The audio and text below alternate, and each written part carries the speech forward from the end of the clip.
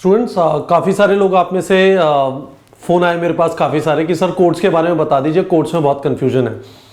और फ्रैंकली ये मैंने जब कोड पढ़े ना तो मुझे लगता है कि इनकी जो भाषा है ना कहीं ज़्यादा सिंपल हो सकती है।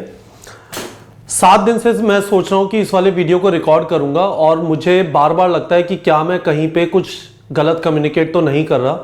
और अभी भी एक लेवल पे मुझे नहीं पता कि मैं 100% श्योर जो आपको बता रहा हूँ वो 100% मैं खुद उसके बारे में श्योर हूँ, क्योंकि लैंग्वेज जो एनटीए ने लिखी है ये एक एरिया है जिसमें एनटीए सिग्निफिकेंटली इंप्रूव कर सकता है।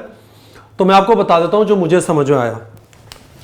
कोड 1 जो है, जो बच्चे 12वीं क्लास में हैं, अपीयर कर रहे हैं 12वीं क्लास में और पास आउट होंगे 2019 के अंदर, 2019 में बोर्ड का एग्जाम लिखेंगे 12वीं में, उनके लिए कोड 1 है। ठीक है, ये पहली चीज़ हो गई। ये थोड़ा स्ट्रेट फॉरवर्ड था। ठीक है, कोड 2 जो है ये उन बच्चों के लिए है जिन्होंने पास आउट कर लिया पर कहीं पे एडमिशन नहीं लिया। लैंग्वेज देख के ज़्यादा से ज़्यादा ये इन्फर किया जा सकता है, पास आउट कर लिया पर एडमिशन नहीं लिया। ठीक है, कोड 2 हो गया। कोड 3 पीयू बोर्ड के पास आउट वालों के लिए, जैसे कर्नाटका है, आंध्रा वगैरह है, उनके लिए पास आउट बच्चों के लिए, पीयू बोर्ड वालों के लिए कोड 3 रखा है। मुझे नहीं समझ आता कि कोड 3 और कोड 2 करने की क्या जरूरत थी, पर यदि एनटी के हिसाब से चलेंगे तो उसके लिए कोड 3 होता है। ठीक है, कोड 4 जबरदस्त है। प्री मेड कोर्स के बारे में लिखा गया है वहां पे, जो इंडिया में एग्जिस्ट ही नहीं करते हैं। यदि आप अमेरिका जाएंगे तो एमबीबीएस में एडमिशन से पहले आपको एक प्री मेड कोर्स 3 साल का करना होता है। ठीक है, वो प्री मेड कोर्स इंडिया में एग्जिस्ट नहीं करते। तो कोड 4 को देख के ये लगता है इन्होंने ये वाला कोड उन बच्चों के लिए दिया है जिन्होंने 3 साल का प्री मेड कोर्स इंडिया में बाहर से कहीं किया है और उसके बाद वो इंडिया वापस आके नीट देना चाहते हैं, तो उनके लिए कोड 4 है। मुझे नहीं लगता इंडिया में किसी भी बच्चे के लिए एप्लीकेबल है। मेरा इंटरप्रिटेशन गलत हो सकता है। आपको कहीं पे भी जो मैं चीज बोल रहा हूं ना उसमें कुछ कंफ्यूजन हो, गलत लगता हो, आप कमेंट में जरूर डाल दीजिएगा। हो सकता है मेरा भी ज्ञानवर्धन हो या फिर आपको कुछ कंफ्यूजन हो, उसको मैं क्लियर कर दूं based on what I am understanding. ठीक है, कोड 5, अब यहां से बहुत ही जबरदस्त चीज हो जाती है। कोड 5 से फर्स्ट ईयर जो 3 साल के डिग्री कोर्स में है, और डिग्री कोर्स में physics, chemistry, biology as subjects है। मुझे नहीं पता कौन सा डिग्री कोर्स होता है जिसमें तीनों physics, chemistry, biology as subjects होते हैं।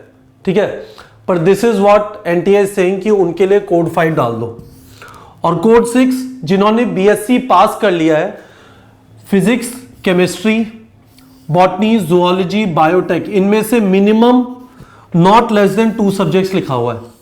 ठीक है, 2 सब्जेक्ट होते हैं काफी सारी जगहों पे, बॉटनी के साथ केमिस्ट्री है, जूलॉजी के साथ केमिस्ट्री है, तो नॉट लेस देन 2 सब्जेक्ट।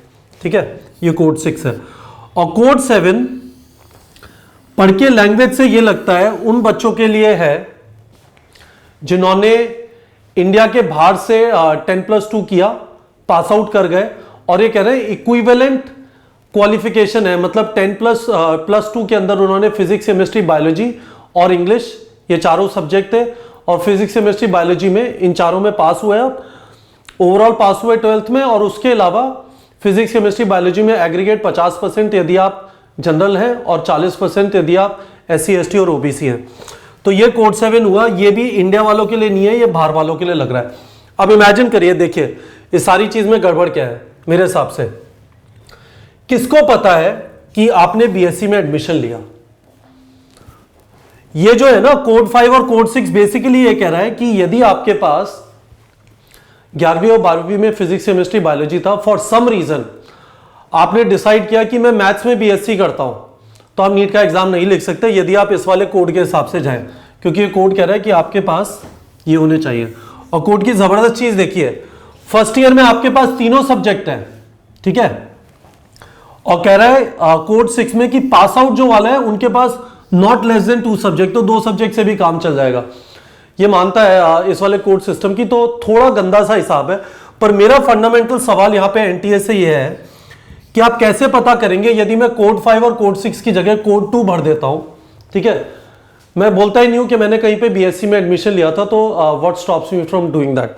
तो उस हिसाब से मैंने आपको एक्सप्लेन कर दिया। काफी सारे बच्चे कोड के बारे में पूछ रहे थे। फ्रैंकली मैं एनटीए की जगह होता, तो मैं सिंपल सी चीज़ लिखता, यहाँ पे कोड के हिसाब से मैं लिखता, ठीक है, दो स्टूडेंट्स जिन बच्चों के पास had physics, chemistry, biology and English, ठीक है, और उसके बाद एलिजिबिलिटी लग जाती है यहां पे कि आप पास हुए सब में और फिजिक्स, केमिस्ट्री, बायोलॉजी में एग्रीगेट 50% हुआ, ठीक है, एंड आर अपीयरिंग और पास्ड आउट, ठीक है, and are within age of 17 years and 25 years, ठीक है, ये 30 years हो जाता है SC ST OBC के लिए। तो ये वाले बच्चे हैं ना, नीट का एग्ज़ाम लिख सकते हैं। ये सारा जो इन्होंने इसके ऊपर 2-2.5 पेज खर्च किया है, उसी जगह सिंपल सा हो सकता था। बहुत कंफ्यूजिंग है मेरे हिसाब से। ये वाली लैंग्वेज या तो किसी लॉयर ने लिखी है जो बिल्कुल फूल प्रूफ करके चलना चाहता है और एकदम दही मचा दिया, ठीक है। तो मेरे हिसाब से NTA ये वाली चीज़ अगले साल चेंज कर सकता है। आपको कमेंट्स में और कुछ सवाल हो तो पूछ सकते हैं और होपफुली मैं उसका आंसर दे पाऊंगा।